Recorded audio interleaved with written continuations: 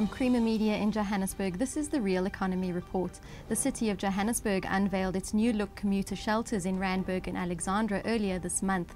The shelters are part of the city's plans to integrate public transport to make walking, cycling and public transport the mode of choice by 2040. Joanne Taylor has the story. The shelters are made of a fiberglass composite material, are biodegradable and have no trade-in value. Each shelter comprises one complete mould which cannot be taken apart.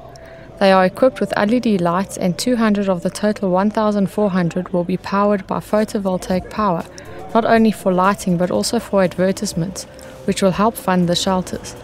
Designer Brian Steinhobel explains the design features of the commuter shelters. The choice of material for the shelter was very critical, as was the whole design. We're in South Africa, we're not in Europe. We didn't want a Eurocentric solution, so the material and the way the shelter is designed is very important in terms of how it serves the commuter. Now, this material is a composite material, which is a fancy word for fiberglass. Difference being that it has woven cloth inside it, so it's structurally very sound. But one of the most important points is that it doesn't have a desirability for trade-in value. It's got zero trade-in value. Steel, aluminium, glass, as in Eurocentric design shelters. No use having a bus shelter from Düsseldorf in Johannesburg or from Frankfurt. So we've got the design being appropriate for South African condition, very important. It's a monocoque design, which this composite material allows us to achieve. So meaning that it's one shot, not a separate bench that can be taken home or a separate piece of glass that can be taken home or steel that can be traded in or rust.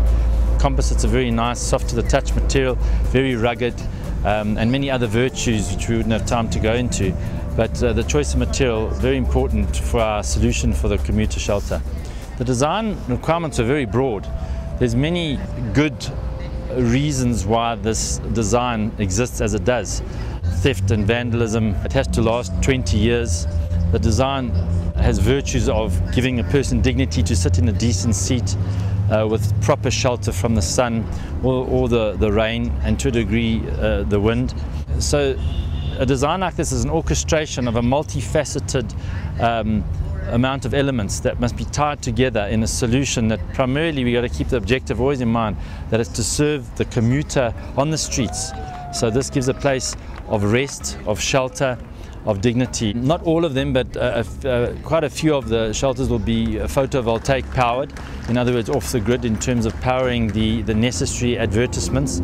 But certainly from an advertising point of view, from a commuter point of view, from the lighting point of view, for example, that you can sit and read a newspaper at night or a magazine if it's in dull conditions or the evening. Many of these features had to be built in. So although it's a seemingly simple form, I'd like to think that it's inspired by the shade that an acacia tree brings. It's got a reference to an acacia tree in terms of its form. It's also got reference to a cave, which is a fundamental gene we have to retract into a cave and be sheltered. You could say it's a portable cave. So there are many design features which are there for a very deep reason. An appropriate piece of design is most likely, in any case around the world, a combination of compromises. There's no one size fits all or one ideal situation. But we have tried to cater the design for the South African condition, which is appropriate to our weather, our crime, our many commuters on the street that don't have a place to sit at the moment. Other news making headlines this week: Transnet teams up with the CSIR to raise its yearly R&D spend to 150 million rand. Manufacturers warn of margin squeeze with a call for action on power prices. And South Africa's consulting engineers set up a 1 million rand anti-corruption war chest. State-owned freight logistics group Transnet has established a new research and development unit that will be housed at the Innovation Hub in Pretoria, and which has entered a 3-year collaborative research partnership with South Africa's Council for Scientific and Industrial Research. We have decided to establish at Transnet a research and development department. The research and development at Transnet is going to be based in the CSIR complex. We're getting a building in the CSIR complex, which will be the Transnet research and development section. And we already employ 255 people in our research and development. The way that we have recruited is that we have gone to the universities and asked for their brightest students and have attracted them into our Research and Development Division. This will grow to 400 people.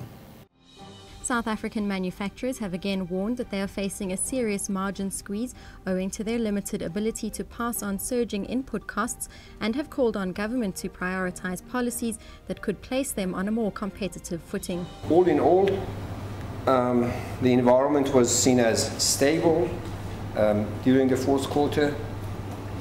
However, input costs kept rising.